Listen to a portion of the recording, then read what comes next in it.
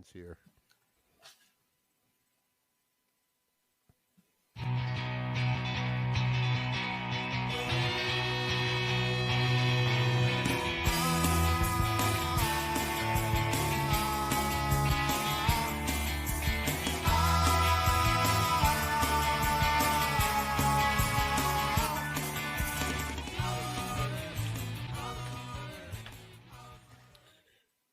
Well, isn't this a special Music Relish show, Lou? Extremely. It's special with technical difficulties. Yeah, that's it. Wrought with technical difficulties. Such we as were just going to talk about a few things today, right? Maybe do some trivia, yeah. right? I have one thing to talk about. Oh, yeah? Who is that? What would that be? It's I think a great American singer-songwriter who I think should be considered at this point one of the great American singer-songwriters, John Hiatt. Whoa, John Hiatt. Who's John Hiatt, you might say? Or someone might say. I'm a fan. You are a fan of John Hiatt. I thought you were. I am too. I don't have every record, and in light of my thinking of talking about him tonight, there is a whole lot of records that I've not heard of his recent era. You know, the last record I had was Tiki Bar, which you burned for me, and that's a long time ago. But having heard things from him through the years, hence, he's still great. You posted something on our feed with you, Mark, and I. It was John Hiatt. What was the song? It was I forgot the name of the man that he did the record with. Yeah, he was in Nashville, and he did a lot of work with the guy with his large band, Lyle Lovett. He did a lot of work with Lyle Lovett, and right. But I think the thing that you posted was something from later on in his career, like in the last couple of years. The guy, I never heard of the guy. Anyway, So the point being that he's still out there and valid. He's like 72. His birthday was the day after mine, August 20th. He was born on 1952. He lives in Nashville. He's from Indianapolis, Indiana. He was born August 20th, 1952. So I consider him singer-songwriter, but throughout his career, he has touched upon many genres.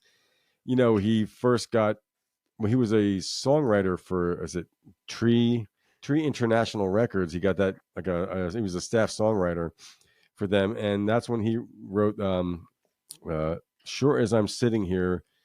That was covered by Three Dog Night, and it was a number 16 Billboard Top 100. So that was his first song that he got that was a hit that he wrote that was published and stuff like that. When was that? 1970s? 1974. Wow. I don't know the song. I don't think I must know if it was an album. It was an album cut. No, it was an album cut, but it was also it was their first hit, maybe, or it was a hit. I mean, it was top 40, number 16. Wow. So I'm sure we've heard it, but anyway. So that kind of got him noticed. And they got him a record deal. So, he's been covered by a whole lot of people. At this point in his career, he's like a songwriter. He wrote some big hits for other people, didn't he? Yeah, he sure did. The Thing Called Love, Bonnie Raitt covered it. That was a big hit. Yeah. And he also, he records versions of his own songs as well. But he's been covered by Roseanne Cash, Aaron Neville, Bonnie Raitt, B.B. King, Chaka Khan, Emmylou Harris, Clapton, Iggy Pop. Interesting. Jimmy Buffett. Wow. Sail on, sailor. Bon voyage, Jimmy Buffett. Jewel, Linda Ronstadt, Paula Abdul covered a John Hiatt song. I wonder. Ry Cooder, and that makes perfect sense, doesn't it? Ry Cooder and him are tight. Yeah. Yes. And Ry Cooder gets touched upon further on in the discussion. Don Henley and Bob Dylan and both Bruce Springsteen have covered his songs live. So at one point, he was 18. He moved to Nashville, became a songwriter for Tree International. And that's how he got his start doing things. So eventually, because of the fact that he had a hit song and was a known songwriter, he got his own record deal. So I think his first record was called Hanging Around the Observatory in 1974. In 1975, he put out an album called Overcoats. They were both commercial failures. It took him a while to build an audience, and it looked like he was experimenting a lot. In light of this, I know there's a body of John Hiatt work that I really like, and actually I love it. But his early stuff I've never heard, and his stuff after Tiki Bar except for a few cuts I've heard on the radio. I've not heard any of his stuff. So I think I'm going to do a little checking out in the next week, just to catch up on him. Oh yeah, well, you and I both had a copy of Crossing Muddy Waters. What a great record that Oh, is. and that's why I wanted to talk about John Hiatt, because I re-listened to it on Spotify, and well, that's further on in his career, because it took him a while to build himself up, build an audience. Yeah, An artist yep. like that has to build an audience. So if you have enough people will buy your records, he's had very few commercial hits. If I never really had a hit. But if you got this core loyal audience, and in Europe too, he's very popular in Europe. Yes, he is. There you Yep. go. You have to go to another continent to have your American music be appreciated. I don't know about that, but he's kind of like a John Prine. You know what I mean? Like, Well, exactly, Perry. They're in that category, right? But still, the fact that he might have a larger following in Europe than America says a lot too. It's this, but he is up there with the John Prines and the Chris Christophersons. So further on in his career, so I was released from Epic. He was on Epic for a while. He didn't have a record contract for 4 years, and at that point, that was like the mid to late 70s. He was still, John Hiatt's a rocker. Of all those singer songwriters that we were mentioning, he's definitely got more of a rock and roll side, I think. Well, Sonny Landreth was his guitar player for quite a couple of records there. So that guy rocks. Yes, he does, and well. So those rocking cuts on, say, like Tiki Bar and perfectly good guitar. It's valid, legitimate rock and roll. So he signed. So in that point, he was starting to go kind of new wave. So they said his style at that point was like Graham Parker and the Rumor, Elvis Costello. Singer songwriter with an edge, I guess. Yeah. So, yep. Right. So he signed to MCA in 1979. He put out 2 records for them, Slugline, which sounds pretty cool name, 1979, and 2-Bit Monsters, 1980. 2 commercial failures. So when that happens, you get dropped by your record label, so you have to keep shopping around. Mm-hmm. So in 1979, this is kind of funny, right? Is there a deal for me somewhere? Yeah. Yep. Somewhere, someone will sign you. Crossing Muddy Waters and Tiki Bar were released on Vanguard Records, which at that point is a smaller label. But the fact is, they love their artists. So it's like working for an artist label. Yeah. But in 1979, he opened up for New Jersey's own Southside Johnny and the Asbury Jukes. Wow. And like somewhere in Europe, it was like in Sweden or in Amsterdam. So, in fact, our good friend Vernon Perrone was at a Southside Johnny event last night that he broadcast live on YouTube, because he is the road manager for Southside Johnny and the Asbury Jukes. Yes, he is. Yep. So that was 1979, and he was still kind of, he didn't really have a sound in the audience. So, in 1982, he co-wrote a song with Ry Cooder and Jim Dickinson, the producer. He produced a Replacements record, didn't he? Pleased to Meet Me, maybe? Jim Dickinson? Yeah.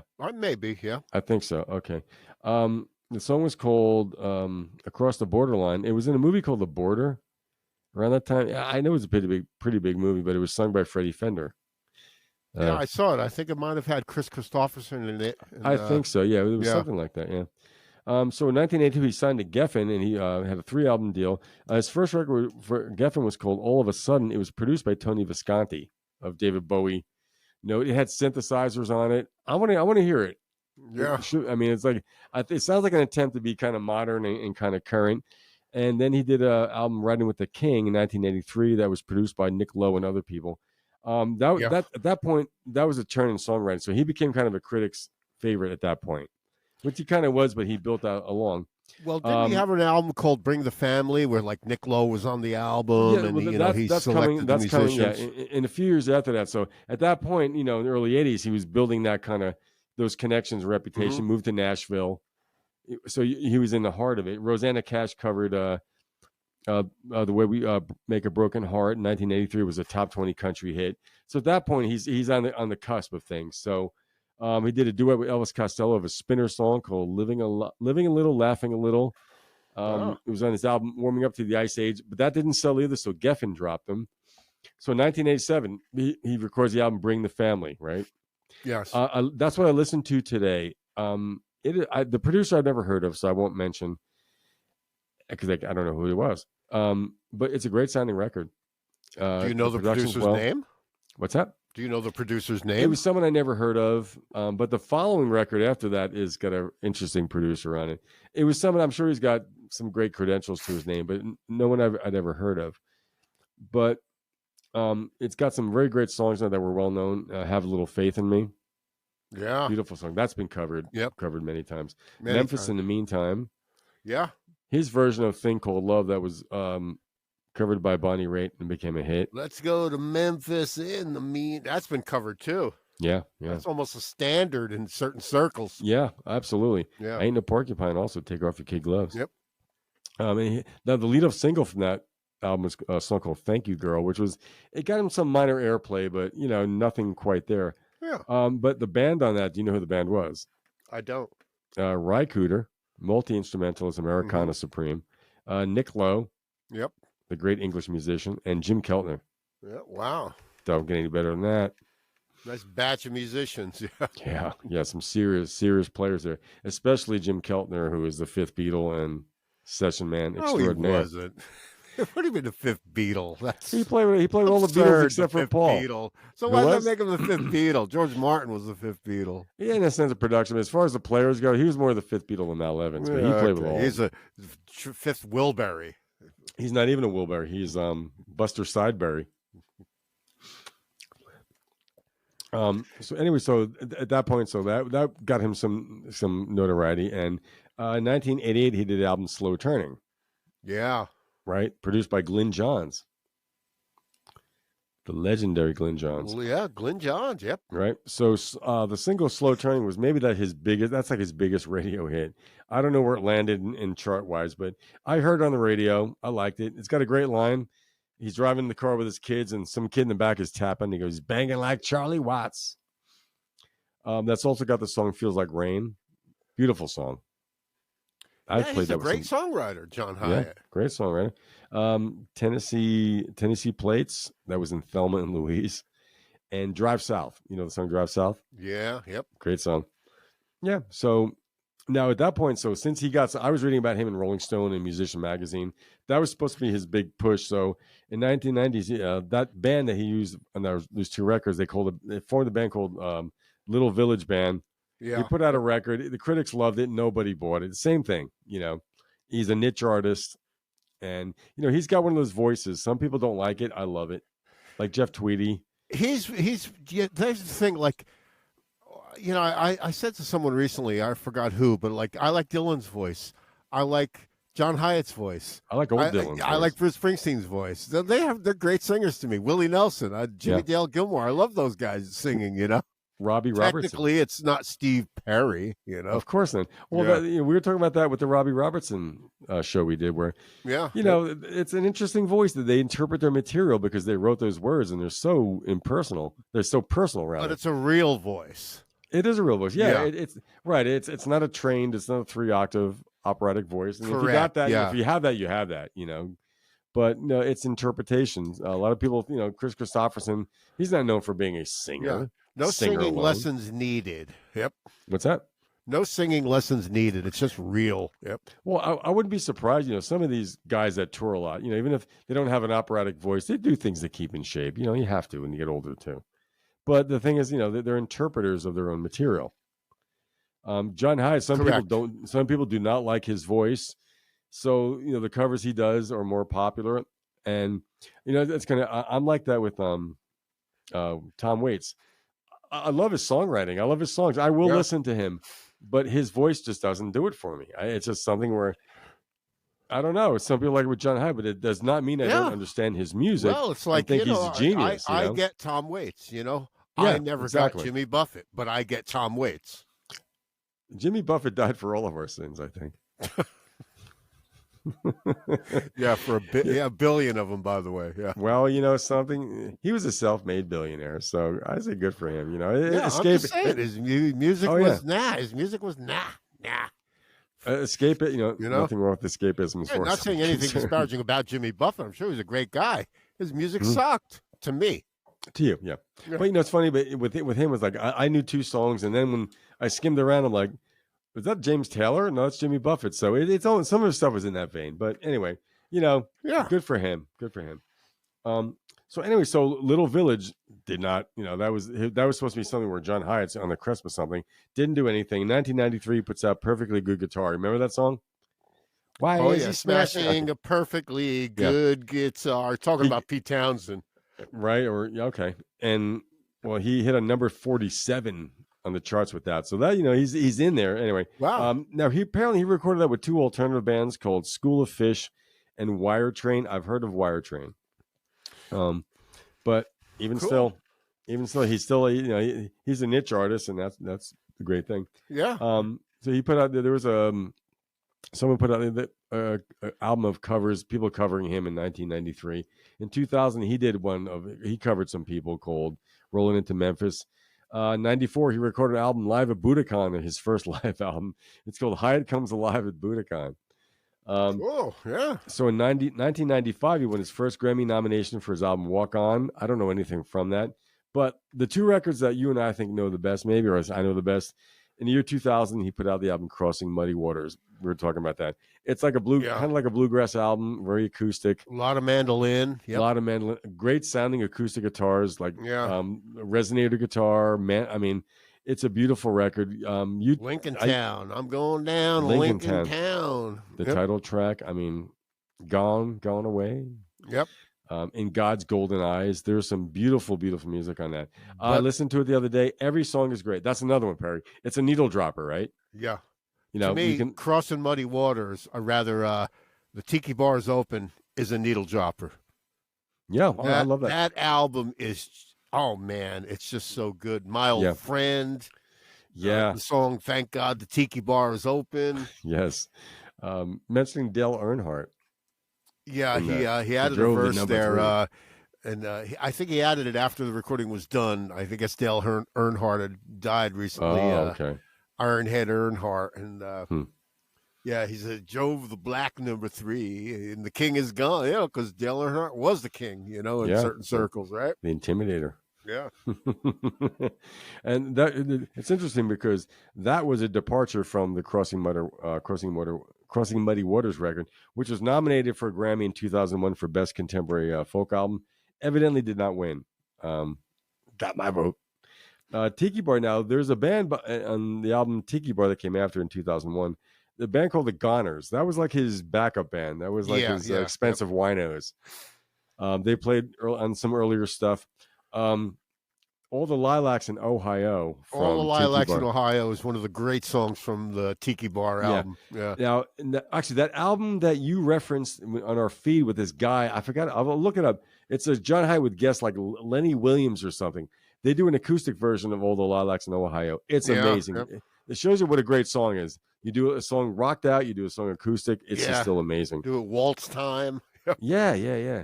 But he's a great American songwriter. And he's still there. Still recording. Still still doing all that. Just turned 71 on August 20th. Yeah. And the producer came through, obviously with the lockdown. You didn't hear from any of these for 2 years, but he's still there.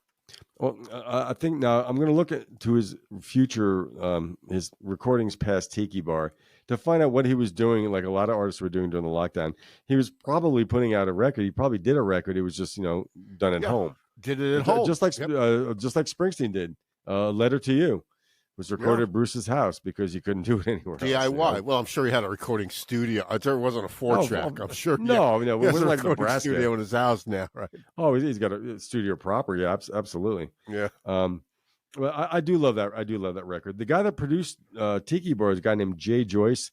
I looked him up. Like, holy shit, he played a lot of guitar on Tiki Bar. Yeah. Well, Sonny Landreth, though, if you listen to, I don't think he's on Tiki Bar. Sonny Landreth, I think he's on Tiki Bar too. Yep. Is he? Okay. Oh yeah. Yep. Wasn't he? I'm thinking there was someone I thought Davey Farragher. Davey Farragher is the bass player on Crossing Muddy Waters. He's the bass player, I think, for Cracker. Wow, cool. Yeah, actually, the musicians on Crossing Muddy Waters from 2000 were John Hiatt. He said Davey Farragher played bass, vocals, other things. A guy named David Immergluck played guitar, slide, 12-string. He played a lot of the mandolin on Muddy Waters. David Immergluck. I think there's an umlaut in there somewhere. Cool. But I looked up the guy Jay Joyce, the producer of the Tiki Bar album, and the guy's got him. I'm like, holy shit! He's been around for a long time. He's a great guitar player, but he's been producing a lot of modern stuff too. So a guy that can, these producers are amazing. They can produce a bluegrass album, and they can produce a punk album, and they know exactly what to do. It's just just because John Hiatt is not known worldwide, you know what I mean? Well, if you know, kind of is in a way, you know. Yeah, but I Germany, mean, you say, you know, he's not like, you know what I mean? You can say his name to someone and like name I don't know who the hell John Hiatt is, but millions of people know who John Hiatt is, and anybody's willing to work with him. Yeah, yep. And it's kind of thing because now people will work with him and cover him because of respect. Yeah, you know, it's not about making money. You know, I'm sure he's got a great living. You know, that kind of thing. But sure, I'm sure he has a great house in Nashville. Yeah, whatever. Sure, it's about the music and the songs that he writes. When I was Mark and I were on last week's Milk Crates and Turntables with Scott McLean, our good friend. He asked what was one of the best shows I've ever been to, and I didn't mention John Hiatt. So I saw John Hiatt with our friend Jim Beauregard at the Bottom Line on the Crossing Muddy Waters tour. One of the best shows I ever saw. He was so good. Yep. It was him, acoustic guitar, piano, and he had a little bass drum kick thing he was triggering. I've never seen John Hiatt with anything other than acoustic guitar. Yeah, well, I've seen some videos of him playing electric, but this, you know, but exactly that was something always acoustic. Those are the songs he wrote on. I'm sure he writes on piano too. But he does. He's actually quite a good piano player. I recently saw a documentary about him in his house in Nashville. Okay. Oh, really? And he is a fine piano player. Yeah, just like Bruce. Bruce plays a nice piano. If you see Bruce on Broadway, Bruce who? Loose Bed Springs. Bruce Springsteen. Groose. Don't bring me down, Groose. Yeah. But John Hiatt's still alive and well, still out there, still creating, still performing, still writing, right? Yep, and just a great songwriter, and I love his voice. So do I. Yeah, like I said, that was a show where it was intimate enough, and you know, he played piano, played guitar, and just sang those songs, and just amazing. It's the writing. The guy who just writes so well. So check out John Hiatt. Yeah, John Hiatt. You never know. The great John Hiatt. Yep. Great American songwriter. Yeah. How about, let me ask you a question. Did you ever hear about this Bee Gees lawsuit? Who's suing who? Is this recent or is it a... Yeah, apparently this guy, Ronald Selly, or Seal, I don't know how to pronounce his name. He wrote a song that was called "Let It End." He bought a suit from the Gibb brothers. Were they haberdashers? Yeah, the Harry Truman. Man. But anyway, you know, in their hit tune "How Deep Is Your Love" had infringed on the copyright of his song "Let It End," and the jury kind of went in his favor. But then again, it's kind of all this legalese after that, you know, with all these legal terms, judgment notwithstanding the verdict. And, you know, they have another trial coming, you know? Right. But I think... Until some other crooked judge reopens the case or something. But let me see if I can play this through the microphone and see if you can hear any similarity in this guy, Harold Sell, his song, "Let It End." Let's see. Well, it's time, girl, that you should know. We love now, but as soon we'll go. And then you will be left alone to find all the answers on your own. Well, he had a case, man. You know? He had a case. It's to me, it's kind of an inconsistent case. I mean, I just heard that for the first time. There's some similarity. There's a few notes and melody that sound there, but I mean, the melody lines are ending. Yes. Well, how about could you play it again? Is it possible? Let me see if I can locate it again. Hold on. I'm going to go BG and sing along like this, Perry. Okay, hang on.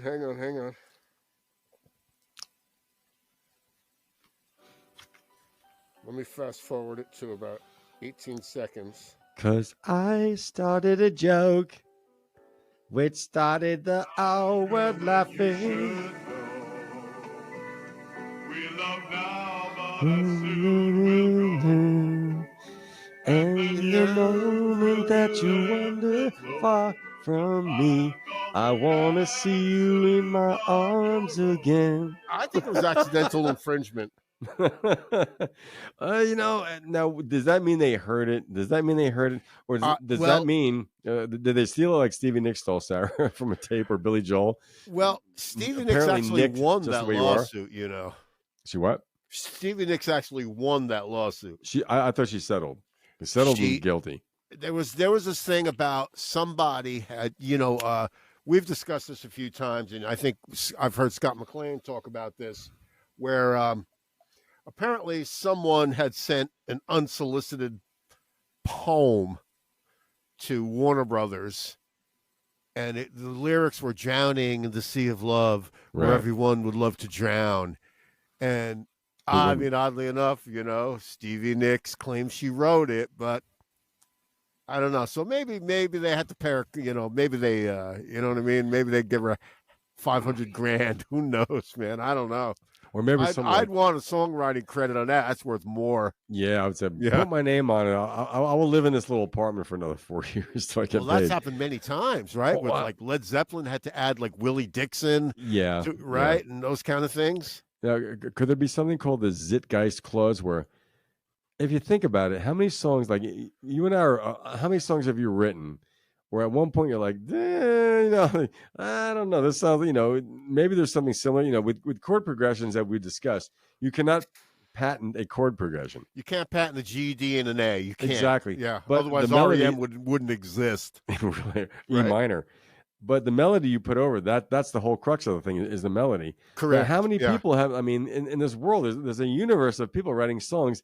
Some kid in Bulgaria is going, in your eyes. Some kid in Bulgaria. That's my catchphrase for every robot in the world. It's a kid in Bulgaria. Some kid in Bulgaria. But he could be going, I was the first. And he may put that out. You know what I mean? But because him and I don't know each other, and you and I don't, all of a sudden it hits, I can sue him, for stealing something that, we wrote simultaneously. So I'm going to propose the Zeitgeist clause. Okay. The Zeitgeist Amendment.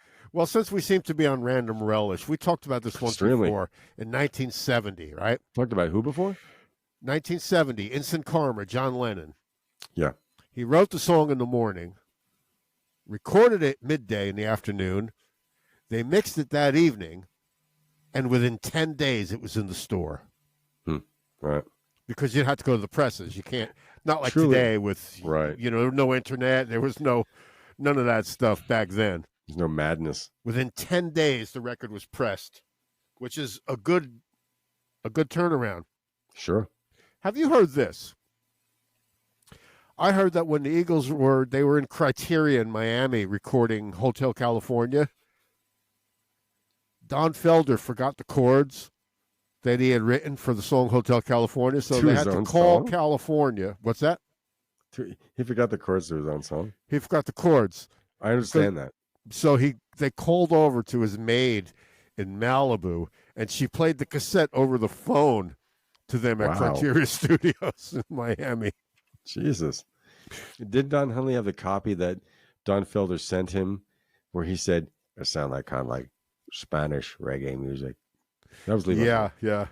Have you heard this? Remember that song, Everybody Plays the Fool Sometimes? Oh, yeah.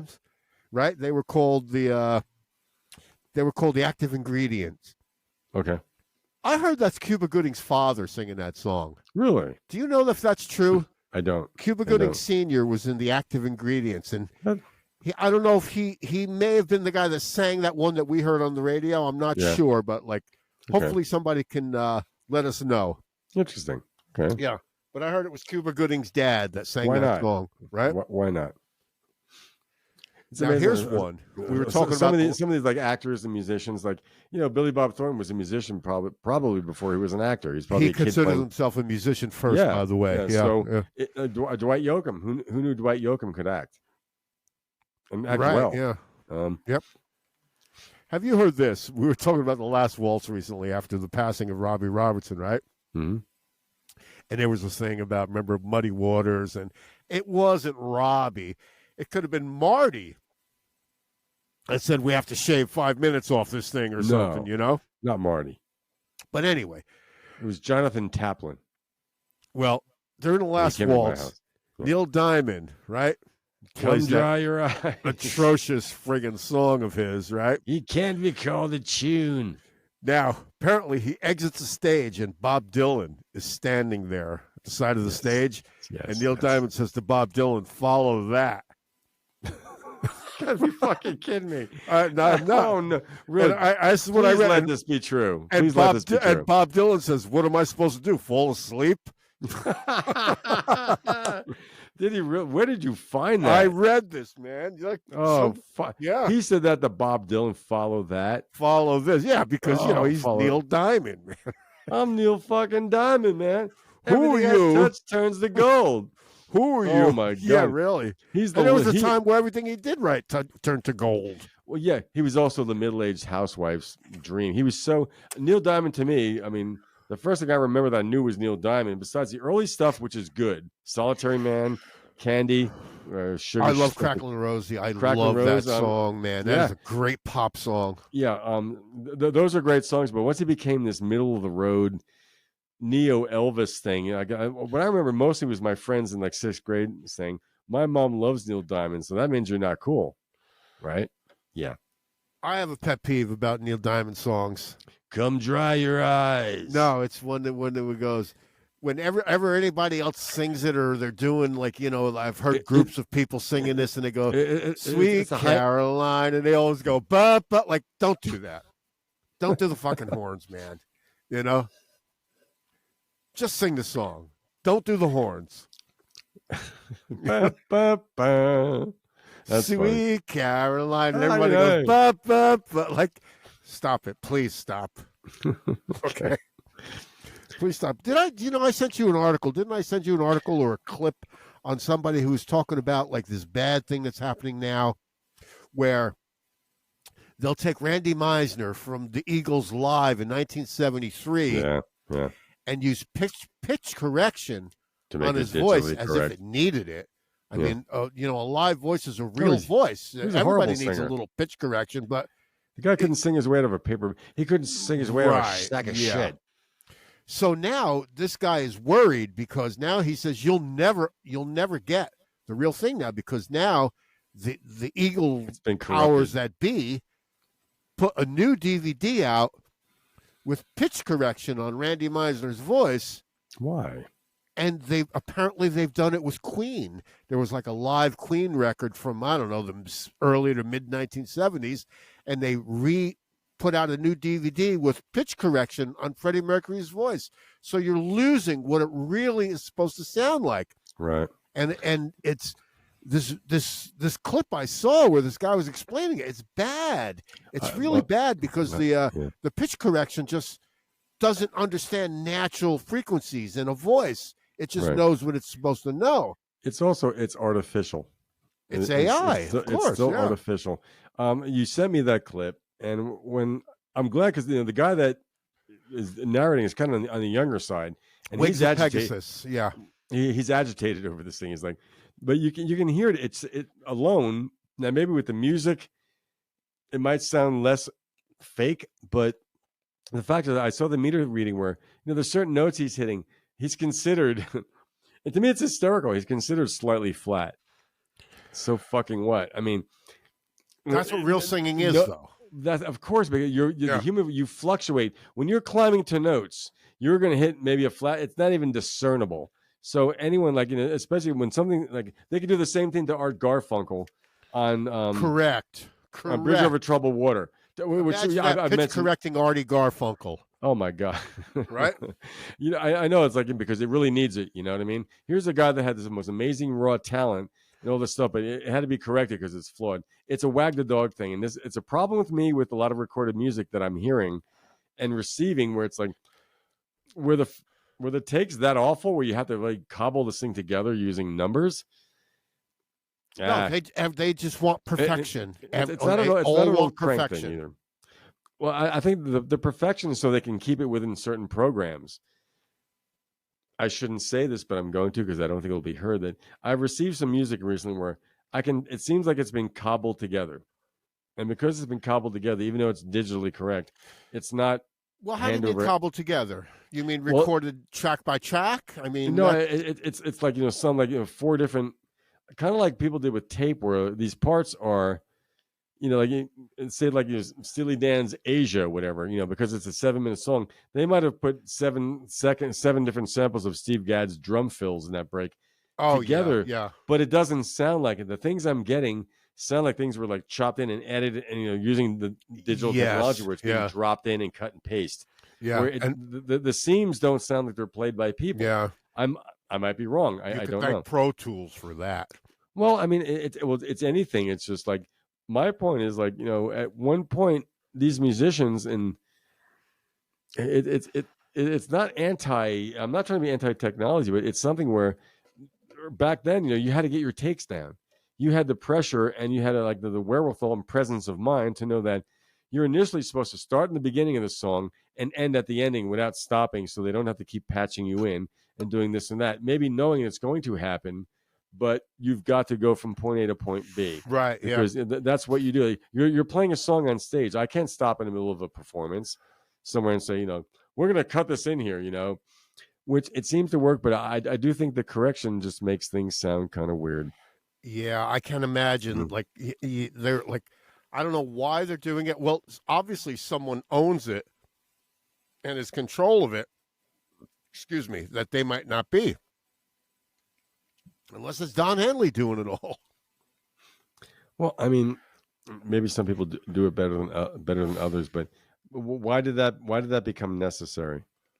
What changed? The only thing that changed is now there's technology to make things perfect. It's like people. Right.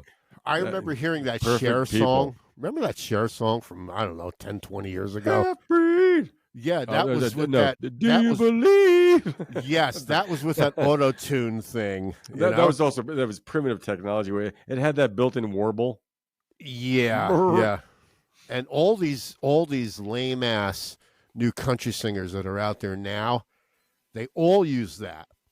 And they threshold it in a way that it sounds like they all do.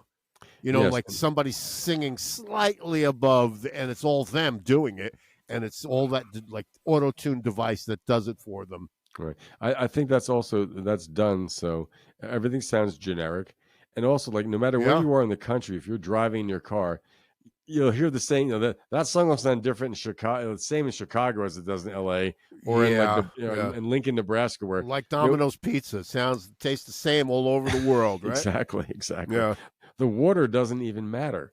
It's I think that's the idea, especially when in the 80s where Clear Channel, radio became corporate. The Last DJ, I mean the Petty song, The Last DJ. That's it. Your playlist doesn't mean shit. It's over. And so this homogenization, but a lot of these this, and I'm not even a fan of today's country or even the new Gulf and Western thing where it's like it's big production. It's what's the new Gulf and Western thing?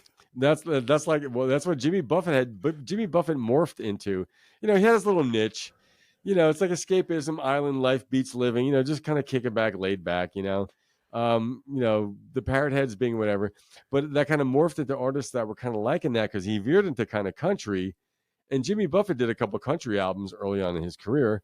I don't know what kind of country it was, but they kind of morphed into it and makes kind of sense. So this kind of barefoot radio, they call that, where it's like country, but it's kind of it's kind of golfy, Gulf and Western radio. Yep, flip flop radio, exactly. Yeah. Sex on the beach, sand in my crotch. Cheeseburgers in paradise. Listen, I'm sure I'm sad the guy died so young and all that, but I can't claim to ever like his music, man. And I've heard quite a few Jimmy Buffett songs. Mm-hmm. Yeah. Margaritaville was a good pop song for the radio. Of course. And I think it deserves a place in like the Library of Congress. It's got a designation because if it's everywhere, it's everywhere. I mean, I don't begrudge him in his success. He died a billionaire. Amazing. I think he was a self-made guy too, it looks like. So, hey, American dream. Yeah. Well, but farewell, I'm Jimmy Buffett. Like, yeah, of course. Like the Grateful Dead, when I sift through most of it, no fucking way. Every once in a while, some little thing pops up where I'm like, well, that was a good song. So Jimmy Buffett's done the same thing. I'm like, I said, okay, good for him, you know. Didn't we have a discussion one time and like there's parrot heads, there's dead heads? Yeah. What were the Steely Dan people called? We covered that one time. They were like dildo heads. They were dildo heads. No, they were Dan fans. They're Dan fans. And were they really? Yeah. And what do they call those people who like that guy from South Africa? Dave Matthews? Dave Matthews. What are his followers called? I have no idea. Yeah, but they have to be called something, you know? There's dead heads, there's parrot heads, there's Dan fans, there's I'm not a Dave Matthews fan. I'm surprised some people I know that actually are. I feel jittery when I listen to his music, man. I can't, it's not relaxing at all. It's the drummer. Yeah.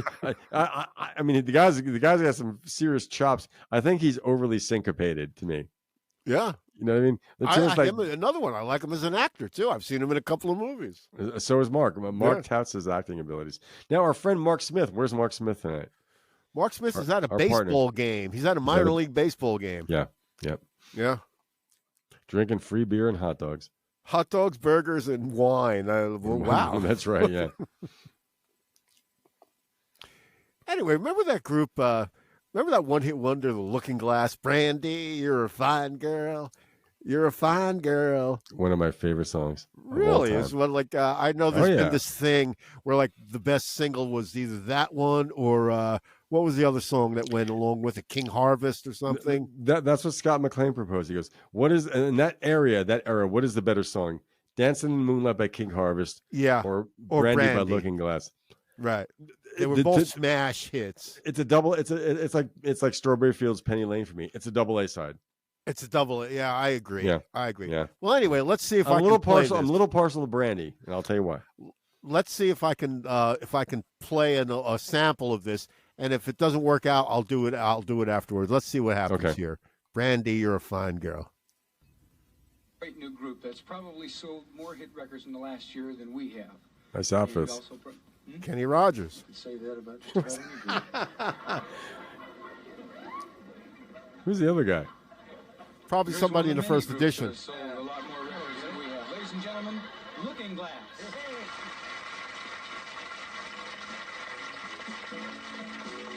Oh, remember that song? Yeah. Doo-doo.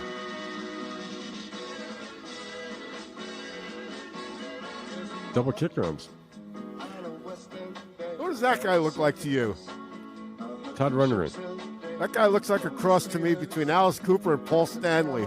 It does. His name is Elliot Lurie. Really? Yep. Boy, this thing was on the radio like every 10 minutes. Right? It was a number one song in the U.S. the week of August 22nd, 1972.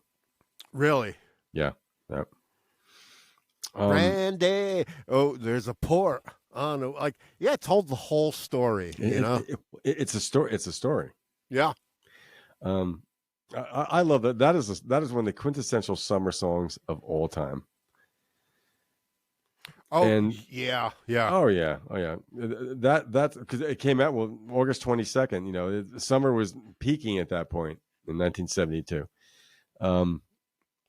They were 4 Rutgers University students, so Rutgers University in New Jersey. I don't know if they were from New Jersey. You know, they're credited with being, and it's not widely known because they had 2 top 40 hits. Brandy was a number 1. Yeah. The other one was called like Johnny Loves Sally or John Loves Mary or something. It hit the top 40, but it's a minor hit. That was it for them. If it broke the top 40, they're a 2-hit wonder then. They're a 2-hit wonder. They're a legitimate 2-hit wonder. Yeah. But it's one thing to have a number 1 and then a number, whatever, 38. But Brandy just happened to hit. If you think about it, if you listen to it, his vocal, he's not a great singer. It's a great vocal goes with the song, but by today's standards, everyone has to be like this operatic 3-range. It's got to be so perfect and big and bold. It depends on the radio stations you listen to. Well, absolutely. But my point is being, this was a number 1 U.S. hit. It wasn't some alternative. There was no alternative rock back then. Blue Oyster Cult was alternative rock in 1972. Yeah. But the fact that it was a mainstream hit, And the guy it's a great vocal. I mean, it's a very soulful voice. But it's not a great voice like people would think. Like Freddie Mercury had a great voice. The point I'm making is that you didn't have to be a 3-range operatic singer to be in a great band and have a great number 1 hit single, because it sounds great altogether. It's funny. I know you're not a superhero movie fan, but there's the Guardians of the Galaxy movies. It's one of the Disney franchises. I saw two of them. I think. Well, the second one, that's the crux of the whole movie. In the beginning, they're playing for these mixtapes, right? Yes, but the Kurt Russell character is with his his wife, whatever, and he's like, "Is this not Earth's greatest musical composition?" So in the movie, they think Brandy's the greatest song ever written, which is kind of but intergalactic mixtape. I have a little personal story about this. Well, they were part of the early Jersey Shore sound. Yeah. But they're not really credited for it. So they played a lot of the same clubs that Bruce Springsteen played, Southside Johnny played, Bill Chinnock. Right. So it's kind of an R&B. If you listen, it's kind of an R&B-ish guitar horn type of sound. My sister Karen briefly dated Elliot Lurie, the guitar player. Wow. And said it was one of the nicest gentlemen she ever met. Isn't that cool? Yeah, cool. And so he went on to become. What's that? Well, I want to see if I can get this other one going. It's a Les Paul, isn't it? Look at the double kick drums. Yeah, I know. With one tom in the middle of it. Drummer singing. Well, they're probably playing with a backing track, so they're really just faking it. He's just doing the hi-hat and the snare. Yeah. Playing very softly. There it is.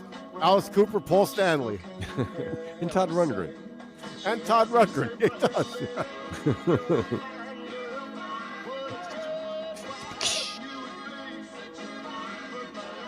There's the electric piano. Got to have that in there. That pretty carries the song all the way through. Oh, yeah.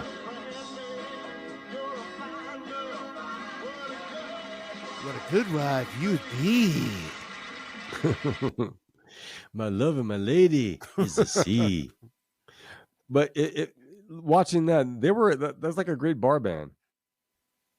Yeah. Yep. Yeah. Have you heard about this? There's this new thing. It's big in Europe. Before you do it, Looking Glass. I don't know what happened to the rest of the people, but Elliot Lurie, the guitar player and songwriter of that song, went on to become an A&R guy, record executive. Stayed in the biz. Cool. Yeah. Not surprised. Yeah. The in Europe they have this new thing. It's called green vinyl. I don't mean the color green. The green, it's like they're not using polyvinyl chloride to make these records, these LPs. Mm-hmm. So with the polyvinyl chloride, the records are pressed. But in Europe now, they're using injection molding to make LPs. And apparently it's a little bit thicker and the grooves are deeper. Okay. And they say it sounds so much better than the old the pressed records. Yeah. Right. So injection molding is like the latest thing in Europe, and it's better for the environment too. What there's an extruder, and it extrudes this liquid, this hot molten liquid, into this like a press thing. That's the way it's usually done. Yeah. Right. Pressing it. Yeah. I just like the word extruder. Yeah. It extrudes things. Vinyl. Yeah. Right. Interesting. How about some trivia? Feel like doing some trivia? I'm a very trivial guy. Yeah. Okay. In our Loki, this is kind of like the old days when we first started the Music Relish podcast, when we were on phones. It's kind of. Oh yeah. Yo yeah. This one's easy, Lou. Okay. Why are you giving me easy? Why are you giving me easy ones? Softball. Okay. Who inducted the band? It to me. Who inducted the band into the Rock and Roll Hall of Fame? Easy. Bob Dylan. It wasn't Bob Dylan. Of course not. Who loved the band? Me. I inducted them. A British guy who wanted to be in the band. Eric Clapton. Eric Clapton inducted the band into the Rock and Roll Hall of Fame. Jesus, okay. I hand that to you. Well, yeah. I mean, anybody could have inducted the band. Anybody could have. Okay. Here's Eric another Clapton, one. I like to see that induction. Now, was everybody there? Was Robbie there or no? Of course, Robbie was there. Yeah. Do we know that? Yeah, everybody was there except Levon. Levon was on tour with. He couldn't make it. Rich Emanuel probably passed away by that. Rick Emanuel's, his family member was, I think, there or something. Yeah, bummer. Okay, here's another one. Which British band from the mid-1960s had a #1 hit in the UK, Canada, and Australia, and they had a female drummer? An English band? An English band. Had a #1 hit. Had a #1 hit. Not in the U.S. They had a big hit in the U.S., but not #1. #1 in the UK, Canada, and Australia, in the colonies. Right. And they had a female drummer. They had a female drummer. And if you want, and produced by Joe Meek, famous producer. And the song was called Have I the Right? Remember that song? Kind of. Okay, here it goes. The Honeycombs. And that's Honey Lantry as the drummer. So I guess the band was named after her. Have I the right to... That was like 1964 or 5 around there. I kind of have the idea of the song. I'm thinking of something else.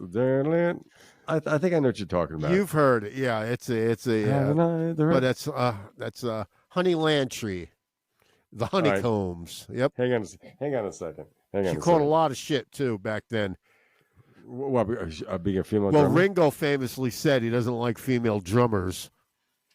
Oh. And she was a little pissed about that. Of course I understand why, Okay. The Honeycombs. Here's another trivia question. Which songwriting duo used the pseudonyms in 1969 Tristan Fabriani and Gus Mailer? Fucking no. Come on, man. At that time in 1969 they were playing with Johnny Maestro. No, they were playing with Jay and the Americans. Becker and Fagan. Yes. Tristan Fabriani was Donald Fagan. That's what they called themselves? Yep. And Gus Mailer was Walter Becker. Of course. Yep. Yeah. I knew they played with the Tequila. Well, that was the hint. Yeah. But they used pseudonyms back then. I would too. Americans. Tristan Fabriani. What was the band? What was the name of the band that did Tequila? The Hubcaps or I don't know. The Bump and the Hubcaps. I checked this out, Bert. I looked it up. Yeah. It's the Honeycombs. Once you get past the ads.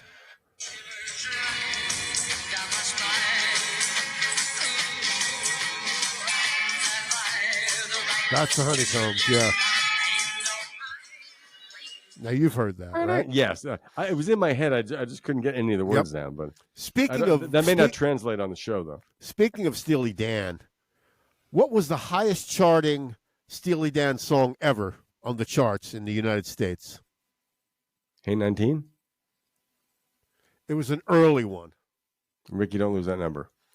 Ricky Don't Lose That Number peaked at number 4. That was the highest charting song ever. I wonder. Wow. Who's the drummer on it?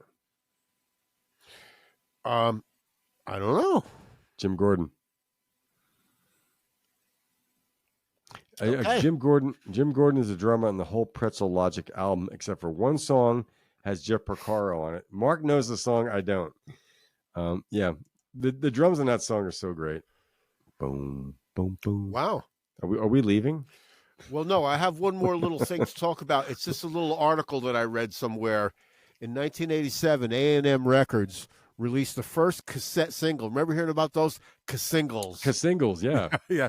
And other record companies quickly followed suit. By 1990, however, the record companies began discontinuing the 45 RPM, except for jukebox releases and collector's items.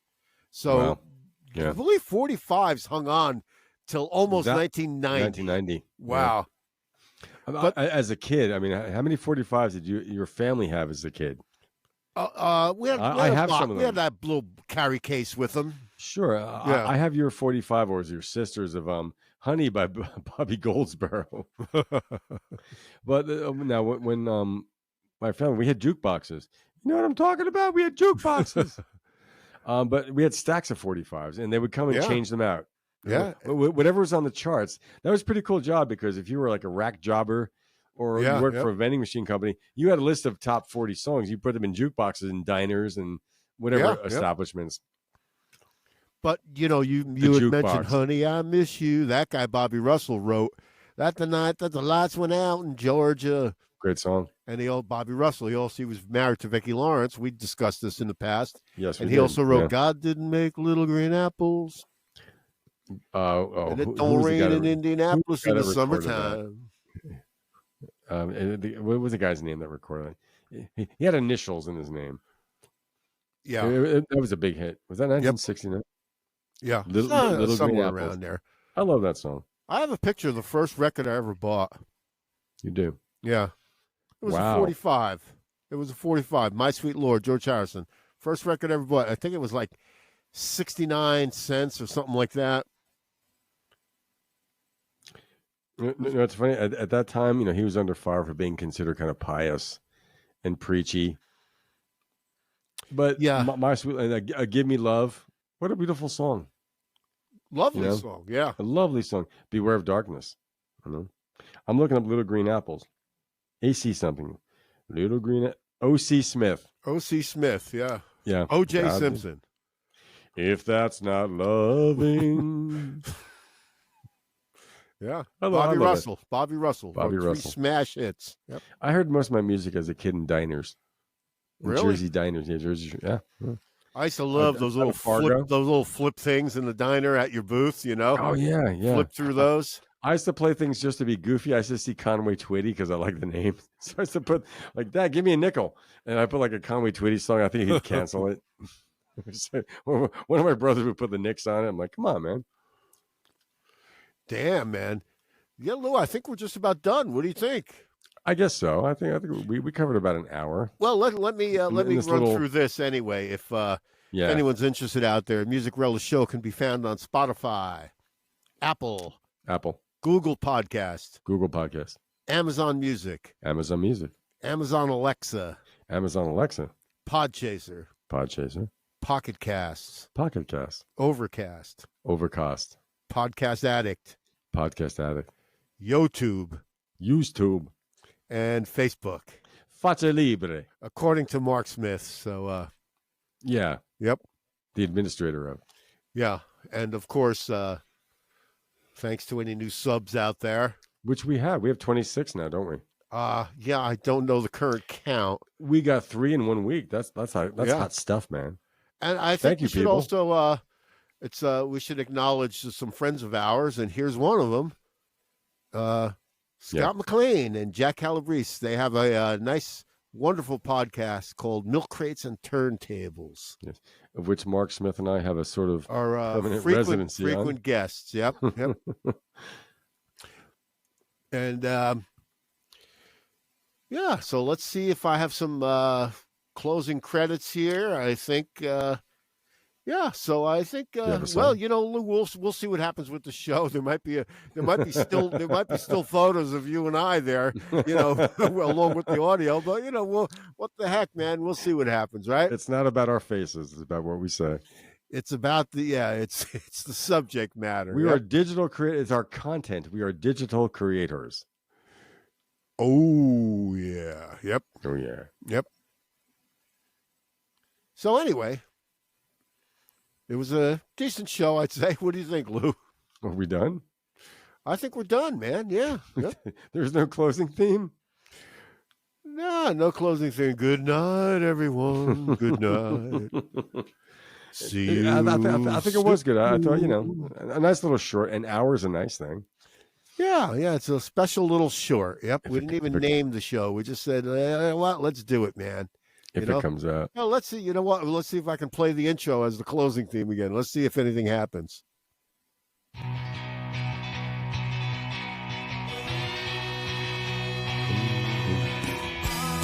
Looks like a meme. I'm still recording over here. That's a meme. Yeah. We're still on the air.